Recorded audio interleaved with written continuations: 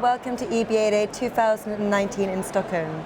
I'm Hannah Wallace, and kindly joining me now in the TV studio is Daniele Savarè, Innovation and Business Solution Director at SIA. Hello Daniele, thank you very much for joining us. Thank you to you. How are you so far? Very good. It's a very interesting event that is really making together the community around the payments topics, and is always very interesting to discuss with all the others all the topics that are. And one of the biggest areas of discussion at EBADay are around open banking and PSD2. Can you tell us what opportunities do these two present for digital transformation in the payments industry, and how is it changing innovation? Yeah, so SIA has developed an open banking platform that is already used by roughly 100 banks and payment institutions in Europe. And even if those clients are mostly focused on achieving the compliance in September, we are already discussing with most of them some new use cases and new workflows that are addressing the needs and the issues that the customers have. And we see a lot of interest in developing the new use cases, integrating new services like, for example, instant scoring, instant payment. Everything is becoming instant because this open API concept is easily allowing the integration of different services coming from also third party and also from providers, technological providers like SIA. And now real-time payments and open banking are insights for the European financial market. Can you tell us how it's impacting the market? Yeah, for sure, because we are at the heart of this instant payment transformation, because we are a technical provider of EBA clearing, so we are managing the infrastructure for EBA. We have a global payment hub and an access gateway that is enabling banks to access and use the instant payment solutions. And last but not least, we are also the certified network for both RT1, that is one type of, instant payment, and TIPS, that is the other one schema.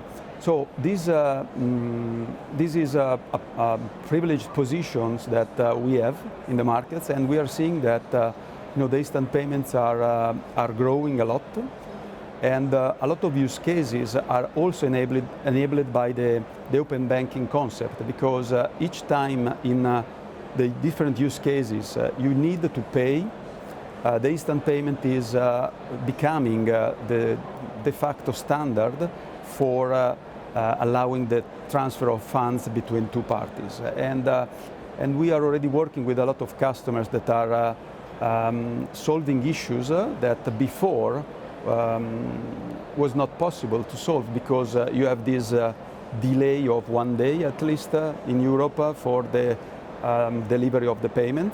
Today is really 3 seconds, 4 seconds, and especially when you have to deliver a service or a product and you need the immediate payments in that moment, the instant payment is really the solution that we are seeing that is adopted. Some really interesting developments there, and I understand you're also exploring blockchain interoperability and other DLT. So can you tell me, what are the benefits to innovation there, and would it be considered as a real disruptive technology? Yeah, we have developed SIA Chain, that is actually a platform that is encapsulating different type of blockchains, so R3 Corda, Ethereum, or Hyperledger Fabric IBM. And we are developing a lot of use cases together with our customers. We are probably developing one of the big use cases in Italy with all the banks that is called is a reconciliation use case with a smart contract to reconcile the interbank accounts. And we have more than at the end 117 banks in the same network of blockchain. It's really enabling a lot of efficiency, this use case, for example. But we see that the adoption of blockchain is not one of the issues that we are seeing is not the technology per se, but is the governance model that you need for creating the community that is willing to use the same blockchain with the same use case to solve an issue. And very often we are also seeing that it's needed to have the interoperability among those blockchains. So for example, if you start a use case in one platform, you ended up that some other customers are on another blockchain, but they want to share the same use case. So what we are developing is we are exploring a different way in which we can interoperate one blockchain with other blockchain, especially regarding the customer identity and also the move of the asset, to the tokenized asset among different blockchains. Sure. Certainly some exciting things ahead as well than I expect. Daniele, thank you so much for sharing your insights. It's been a pleasure. Thank you to you.